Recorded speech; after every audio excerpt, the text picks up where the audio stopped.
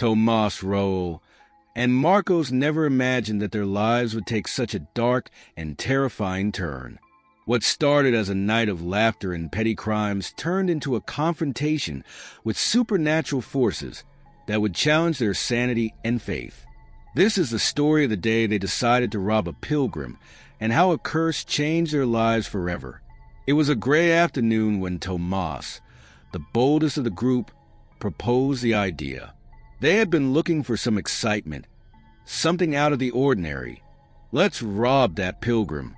He probably doesn't have much to lose," said Tomas, pointing to a lone man walking along the dusty path, his travel cloak fluttering in the wind.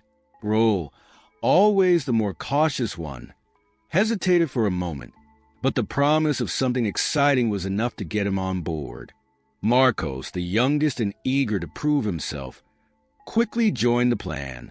No one knew that this decision would mark the beginning of a series of events that would drag them into the abyss of the unknown.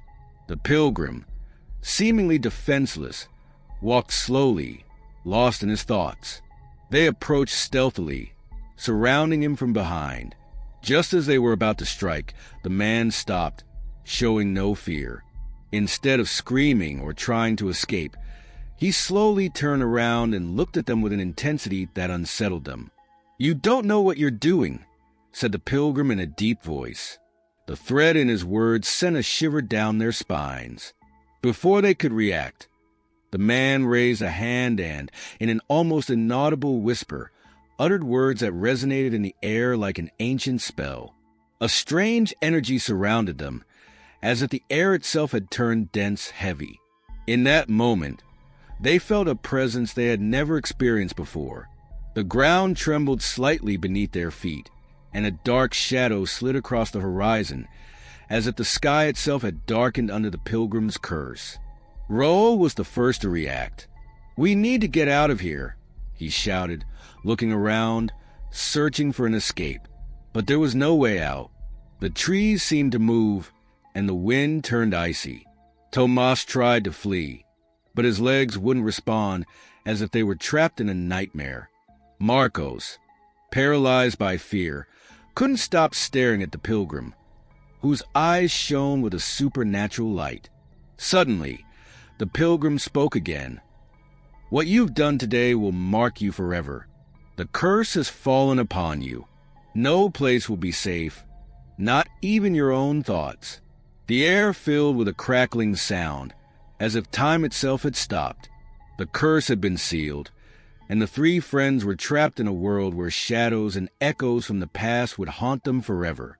When they returned home, each of them began to experience strange visions and disturbing dreams. The curse seemed to follow them everywhere. Tomas began hearing voices in the dark. Raul saw shadowy figures lurking in the corners, and Marcos started fearing that his own shadow would betray him. It was as if the pilgrim had left an indelible mark on their souls, something that neither time nor remorse could erase.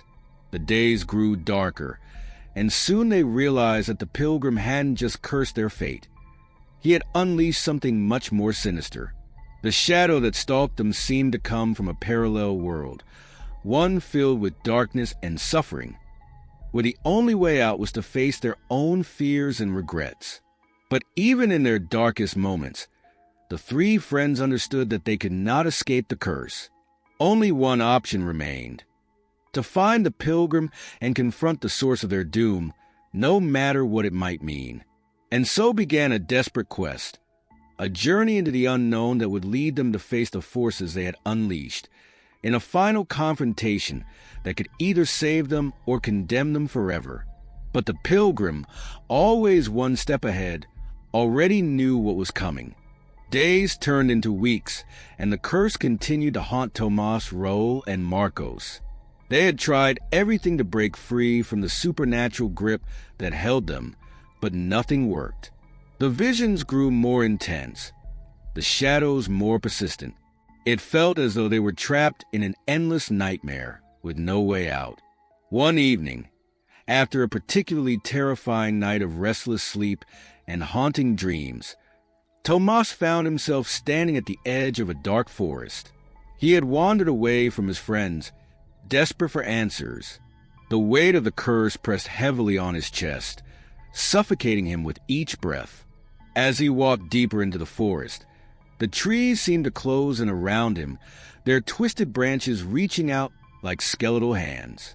He could feel the eyes of unseen creatures watching him from the shadows. His heart raced as he stumbled forward, knowing that he was being drawn towards something inevitable. Suddenly, he heard a voice. It was a whisper at first, barely audible, but it grew louder with each passing second. "You've come for me, haven't you?" Tomas froze. He knew that voice. It was the Pilgrim's voice, with a sense of dread filling him. He followed the voice until he reached a clearing. There, standing in the center, was the Pilgrim. But he was different now. His face was more ancient, his eyes more intense, as though the very essence of time had worn him down. "You're here because you can't escape," the Pilgrim said, his voice a mixture of sadness and inevitability. "The curse you brought upon yourselves cannot be undone. You've meddled with forces far beyond your comprehension." Tomas took a step forward, his knees shaking. "Please," he pleaded, "we didn't know what we were doing. We were just looking for excitement. We didn't understand the consequences." The Pilgrim's expression softened, but only slightly. "It's too late for apologies. But there is still a chance for redemption.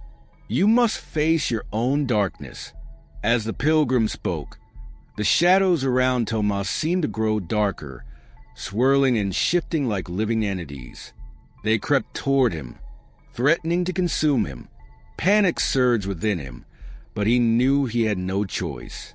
He had to face whatever awaited him in the darkness. The night in the forest was oppressive, with only the sound of cracking branches beneath the feet of the three friends. The curse of the relic seemed to have intensified. The shadows moved at will, and dark whispers resonated in their minds, weakening their spirits. In a moment of desperation, Tomas, the leader, fell to his knees, clutching the relic tightly in his hand. He screamed, tears streaming down his face. "God, if you really exist, help us. We don't know what to do." The air shifted suddenly. A warm, golden light appeared between the trees, illuminating the Pilgrim's face, who now appeared before them, more radiant than before. Now they understood he was no ordinary man. "I told you that what you've taken does not belong to you," he said, his voice firm but filled with compassion. "You played with the sacred and exposed yourselves to evil. But there is still hope for you if you seek forgiveness." The friends exchanged glances, feeling for the first time the weight of their guilt. Roel, who had always been the most skeptical, was the first to speak. "We didn't understand what we were doing. Please, tell us how to stop this. We are truly sorry." The Pilgrim nodded and extended his hand, pointing to a small chapel hidden among the trees. The cross on its facade seemed to glow with a supernatural light. "Take the relic there to the altar and ask God to forgive you. But remember, repentance must be sincere." With the relic in trembling hands, the friends rushed to the chapel.